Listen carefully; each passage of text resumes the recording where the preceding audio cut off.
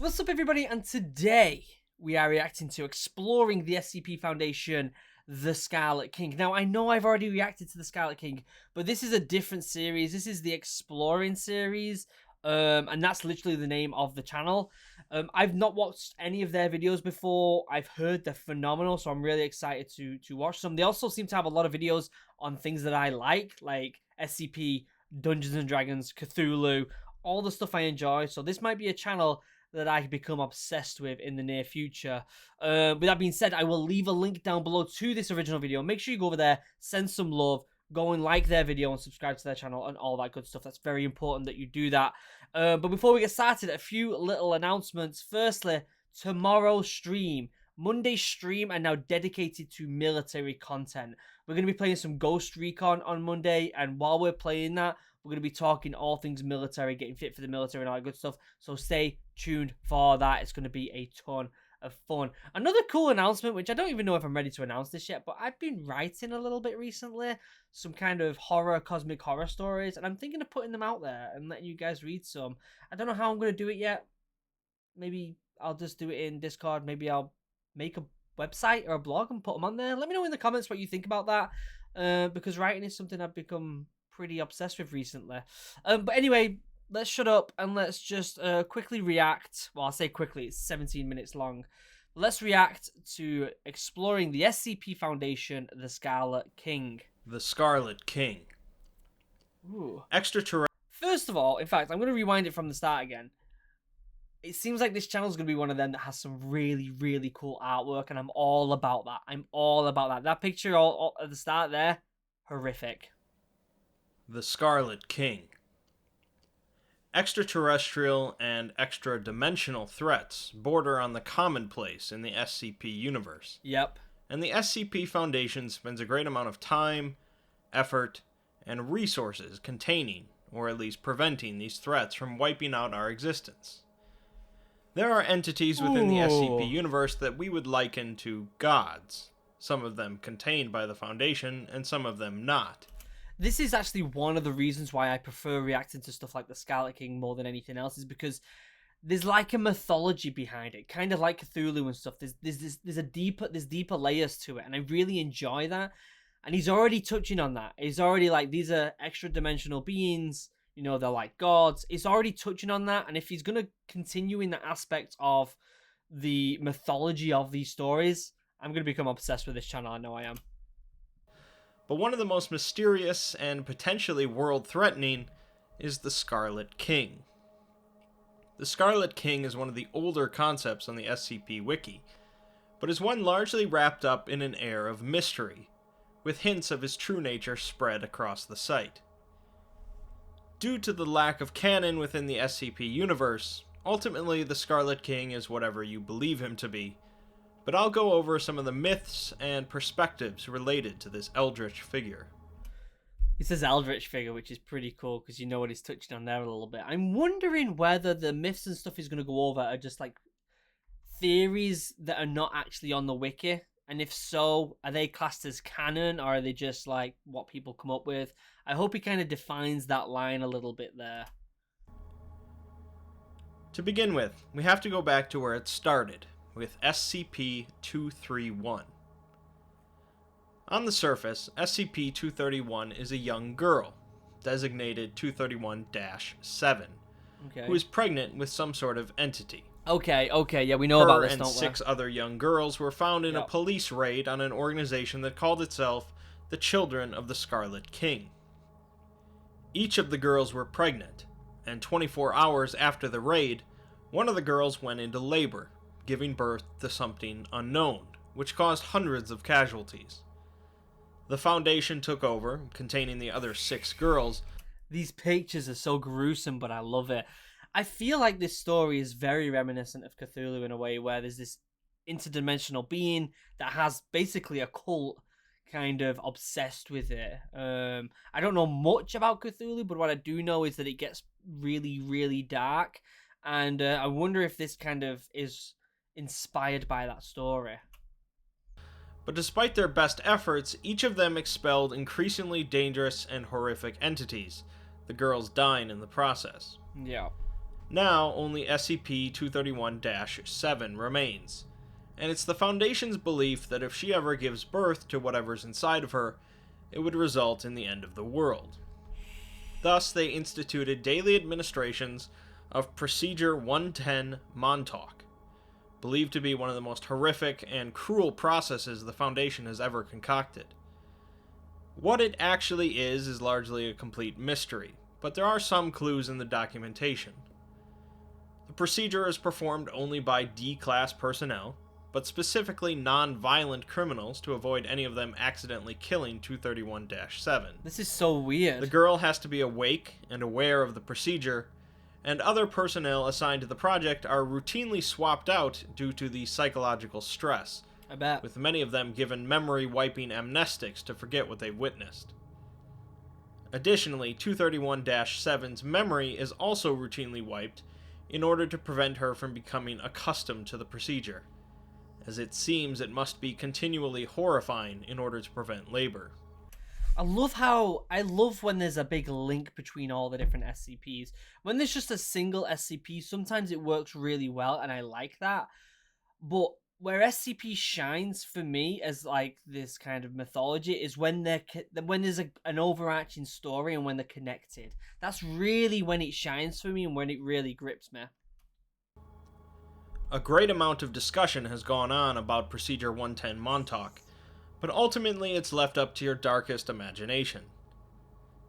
A popular tale, Fear Alone, describes a researcher newly transferred to SCP-231, and discovers that Procedure 110 Montauk is not some brutal action inflicted on a child, but is instead a D-class reading a bedtime story to a young girl. The researcher is perplexed. No. Don't blink, Luke. Don't blink. I blinked. Ah! But another doctor reveals that they had carried out horrible actions on the other girls, but it ultimately failed. They instead realized that more important than doing the actions was people believing the actions were being done. The old gods, in this case the Scarlet King, cannot see our reality the same way that we can, so they cannot witness the actions done to SCP-231, but the Scarlet King can sense fear. If enough people believe that Procedure 110 Montauk is some monstrous crime done to a child, the fear carried by those people will satiate the Scarlet King. Again, there's no canon, so you can accept this perspective or not. So it's not canon, but I mean, like, the idea behind it I think is pretty damn cool, if I'm honest with you. That's the whole reason we're here, to be honest, isn't it? The more discussion there is around these SCPs, the more ideas that get thrown out, and the more fun it is. That's the whole point of this. This is why it's fun. That's why reading books is fun. With TV shows and movies, you pretty much, like, in video games, you get the front of it. You get exactly what things look like. You get exactly what's happening. With a book, there's a lot of interpretation with your own imagination. And that's why I like books more than anything else, is because you can really dive deep into mythology and be like, what would happen if this happened? What does this actually look like? What is this actually capable of? Really damn cool. Really damn cool. Another tale, New Job, gives a slightly different perspective on 231 and their offspring. This tale describes how, when the Foundation first secured the pregnant girls, they also recovered some notebooks written by the priests of the cult of the Scarlet King. These writings made it clear that if all 7 girls gave birth, some sort of apocalypse would occur. But isn't the Tickle SCP like one of them as well? And that one was supposed to counteract everything else, the Tickle monster? SCP-999, right? Isn't that supposed to counteract everyone, but not until it's mature? Let me know in the comments about that. Is that still just mythology? Is that still just, fan theory? Presumably involving the Scarlet King. Additionally, the writings also contain detailed instructions on how to carry out Procedure 110 Montauk, which is the only way to prevent a birth. The Foundation found this suspiciously convenient, as a cult hell-bent on bringing about this apocalypse would have no reason to possess a ritual to prevent it. Further research on the Foundation's part led them to believe that these girls were connected to the 7 brides of the Scarlet King, and that the 7th girl was not like the rest. Rather than giving birth to monsters like the other brides, the The 7th gave birth to heroes opposed to the king. That's cool. The O5 Council ultimately decided to accept this belief and allowed SCP-231-7 to give birth. The result was SCP-999. Yeah, SCP-999 can My generally be boy. considered one of the nicest and most benevolent of these sentient SCPs. Hell yeah. An Hell amorphous mass of gelatinous slime that playfully bounces around to give hugs to people, especially those that are unhappy or hurt. Yeah. My favorite SCP. Contact with SCP-999 causes an immediate euphoria capable of curing even the most crippling depression. And I need that. SCP-999 will also risk itself to protect or rescue others. So are we considering this SCP-999 a hero? Is that how we're doing this? Are we considering it the hero to these enemies, or are we considering it just the yin and yang? Like, do we actually call him a hero, or are we just calling him a byproduct of creating, equilibrium across these evil entities and good entities at the end of the day? And that also puts into question, is there other good SCPs? Is there other SCPs that are actually out there to benefit humankind, or is this the only one? Let me know in the comments. Tale explains that SCP-999 is the only entity capable of overthrowing the Scarlet King, although it is currently only a child and will need time to grow to its full strength. Yeah. The myth of Procedure 110 Montauk is perpetuated in order to fool the cult of the Scarlet King into thinking the Foundation is playing into their hands.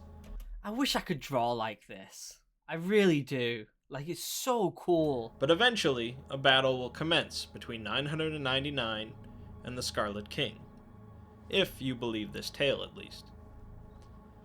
But these SCPs and tales don't really give us a good idea of what the Scarlet King is.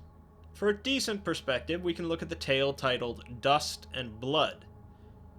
The story speaks of the earliest times when the Elder Gods were first formed out of the darkness. One of these was named Karak, and he differed from the others by being cursed with awareness of his existence, and existence was pain. Interesting. Angered by this awareness of pain, Karak decided that it would be better if he didn't exist, and more so, if nothing existed. Karak began feeding on the other gods, growing greater and stronger as he consumed them, but We're really getting deep into the lore here, aren't we, guys? I am all about this. I don't want just that top layer. I don't want that top layer of SCP. I want to dive deep, guys, because I'm in love with this thing. so did his pain and hate grow stronger as well. In time, Karak consumed or subjugated all the Elder Gods that didn't flee from him, and he became king of the darkness below. Damn. The area beyond his kingdom, the worlds of creation, went to war with Karak and his servants, which still continues to this day. Karak took a wife, becoming known as the Scarlet King in the process, and had 7 daughters with her. These 7 daughters became his 7 brides, and he placed 7 seals on them so that they would never die. Interesting. These brides had children of their own, monstrous creations that served the Scarlet King. The tale implies that SCP-682, one of the most dangerous and fearsome entities held That genuinely looks like it as well, doesn't it? That is creepy AF, guys. by the Foundation, is a child of the 4th bride. Differing from the rest, however, the 7th bride was not utterly broken by the Scarlet King, and instead gave birth to heroes that walked on 2 legs and fought to overthrow the Scarlet King. Okay. Our however, the Scarlet King and his servants have continued their conquests, defeating any challengers, and will This is a really cool picture. Look at our boy down here. our hugging boy. That's really cool. presumably one day destroy all of creation. When We Came Home, written by the same author as Dust and Blood, tells of the final battle against the Scarlet King, when 7 warriors carrying 7 sacred spears managed to kill the king and cast his body back into the abyss, restoring creation in the process. Interesting.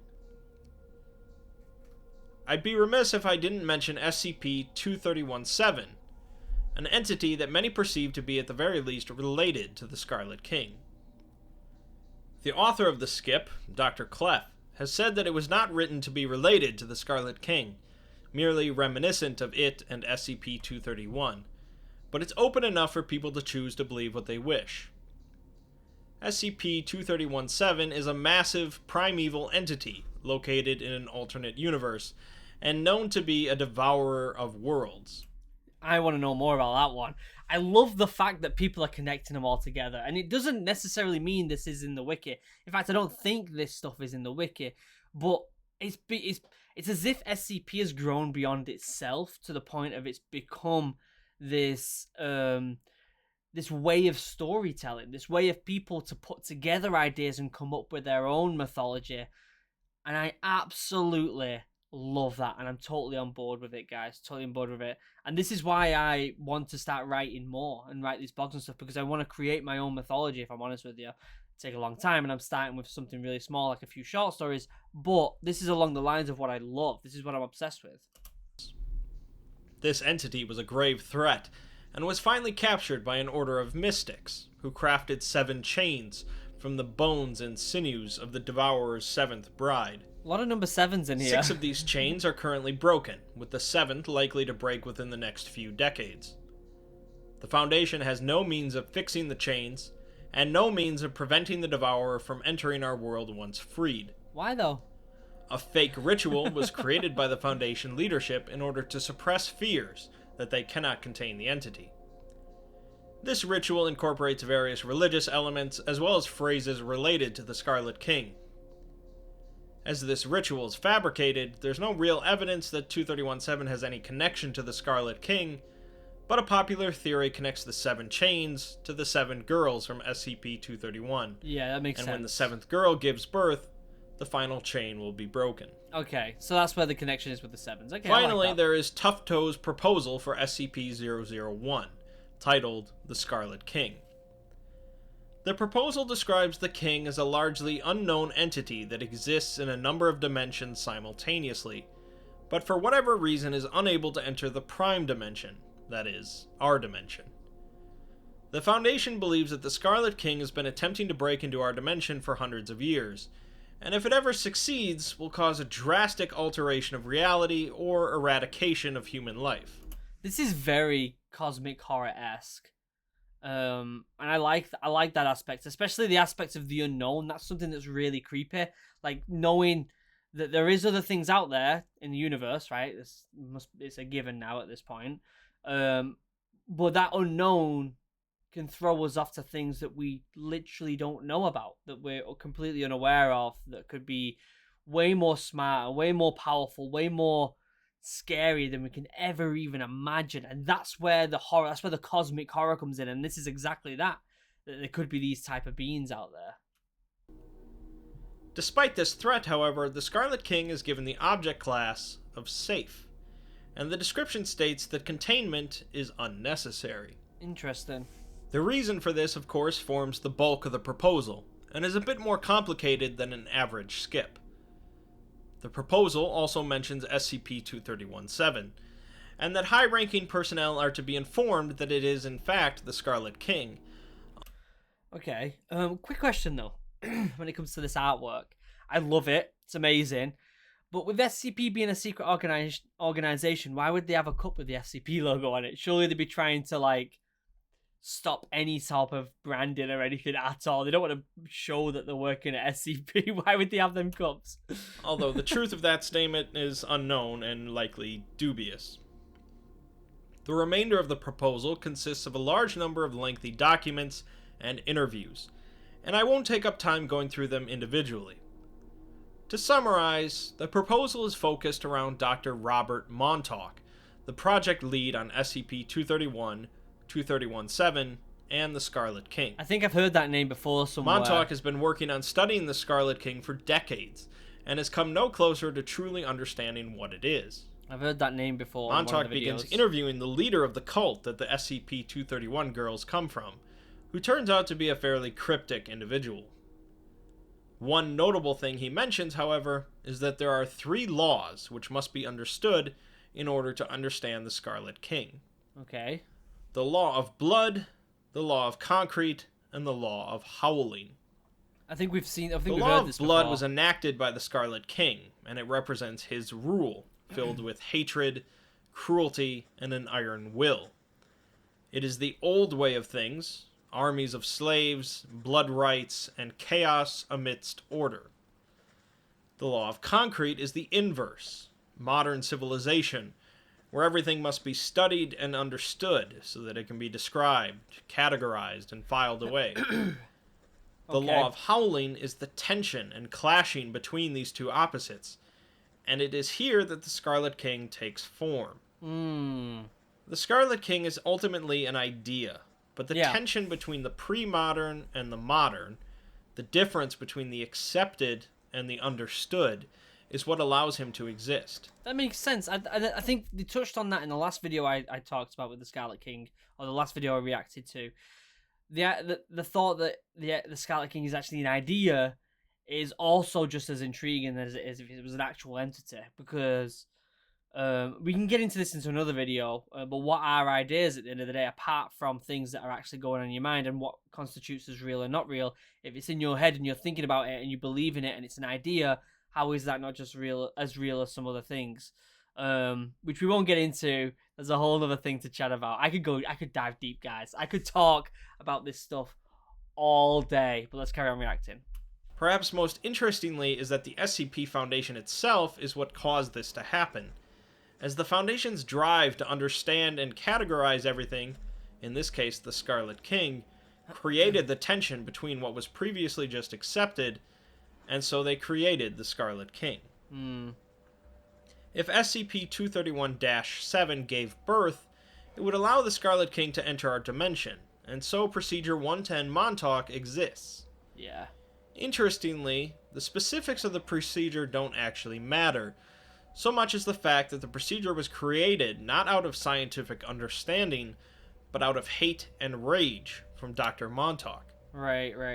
Dr. Montauk believed that the Scarlet King had taken his brother from him, and so he devised the procedure specifically to hurt the king, and that's why it works, because it follows the law of blood and not the law of concrete. Right. The lessening of tension between the two prevents 231-7 from giving birth, and so the SCP Foundation has decided to change the classification of the Scarlet King to safe, and attempt to not worry as much about understanding and classifying the entity. In a twist on standard operating procedures, not understanding this anomaly is actually safer than understanding it. Ultimately, however, Dr. Montauk leaves the Foundation and joins the cult of the Scarlet King. That's where it ended the last video that we reacted to it, where he did actually go off and join the cult himself, because he kind of dived deep into it. And that makes sense, because his whole life was devoted to finding out what it was, and when it became an idea, this idea was stuck in his head, and therefore he became part of it, which is just fantastic storytelling. As he saw the Foundation as a group of hollow men lacking a path, and he would rather take the wrong path than no path at all. If this proposal sounds complicated, that's because, well, it is. And it's likely I've misinterpreted some part of it, so I suggest reading it for yourself. So, none of this really explains what the Scarlet King looks like, or how he'll devour our world or dimension, but that's part of the point. The mystery and ambiguity of a terrible godlike entity goes back to Lovecraft's Cthulhu mythos, and the What did I say, guys? What the hell did I say? Scarlet King is no different. Yep. Whether you think the Scarlet King is a human-like crimson entity, a massive whale, or something less tangible like an idea, the point remains that the Scarlet King is something deeply opposed to our current existence. Yeah. I'm all about it, guys. I'm all about it. You know me. I love this stuff. 7 seals, 7 rings, 7 brides for the Scarlet King. They gather around the natal bed, the foolish and the wise. They fear the child yet to be born, whose voice shall rend the skies. The faithful watch the forest for the coming of the king. Their lanterns bright, they wait at night for the new world he shall bring. Hidden text from the SCP-231 report. Fantastic. I tell you what, guys, this channel is amazing. I'm all about this guy's channel. All about it. Is that the end of the video? You're just giving us time to read it. Yeah. Okay. That might be my favorite channel for reacting to SCP stuff. Let me know what you think in the comments down below. Should I react to more of this channel's content? Because The Scar. it's fantastic. It's absolutely fantastic. The Exploring series, I will leave a link down below to their channel. Go and check it out, like their video, subscribe to them because they deserve it. They really do deserve it. What do I think? I think the Scarlet King is probably one of my favorite ones. I think, again, because it aligns with that mythology that I'm really a fan of. I think it really just kind of hits... It really, like, hits exactly what I'm a fan of when it comes to mythologies and stuff. And that's why I'm a big fan of books like Anything in the Cosmere from Brandon Sanderson and The Name of the Wind, where it feels like the stories themselves are minute compared to the grand scheme of things that's going on in the world that they've created. And I like that. Same with Game of Thrones in a way before they ruined it with a TV show. It seems like there's more going on than the story explains, and I like that. I like that. So yeah, here we are, guys. Here we are. A new series as well. I'm thinking of starting a new series, guys, where I actually sit down, I go through the wiki of SCP, and we review some. Basically, on each video, I pick a random SCP, we read about it, we explore it, and then I review it and put it on a giant ranking board with all the other SCPs that I review. What do you guys think about that? An SCP review video. I'd like to make that as a series. Also, let me know down below what you think about my writing. If you think I should publish it maybe on Discord or on a website or something, because I am getting serious when it comes to this stuff, and I'm really enjoying it. So yeah, let me know in the comments what you think. Also, let me know in the comments what videos I should react to next. What SCP videos should I react to next? Because I'm a big fan of SCP, Warhammer, Star Wars, anything like that, guys. All right, members, you're amazing. I love you. I couldn't do this without you. I honestly couldn't make videos every single day if it wasn't for these members right here. So thank you for supporting the channel as much as you do. I really, really do appreciate it. Links down below to my socials, including the 2 links to Discord. We've got the military link for all things military, and the geek link for all things SCP, D&D, Star Wars, Halo, Metro, Halo. I already said Halo. You get the idea. Also, link down below to my podcast and my Twitch stream, where I stream Mondays, Wednesdays, and Fridays. Don't forget, Monday's stream is going to be dedicated to military. Be there, guys. It's going to be awesome. It's going to be a ton of fun. We're going to play some Ghost Recon. I'm going to make him look like a Royal Marine, and we're going to go shoot some baddies. It's going to be great. Also, link down below to my second channel, Original Human Geek, where we upload previous streams, and we also upload other stuff like D&D, Try Not to Laugh, and all that good stuff. Until next time, guys, I love you all. Have a wonderful day. Goodbye.